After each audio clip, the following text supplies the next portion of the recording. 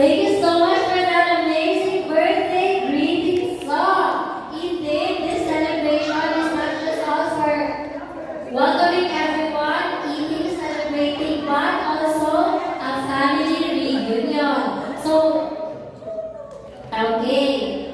Let's hear another message. Of course, makumpleto ba naman kung hindi mag-message ang one and only ako ni Papa Fred. Help me in welcoming Saka naman kita pagkuha. Papa Fred's grandson.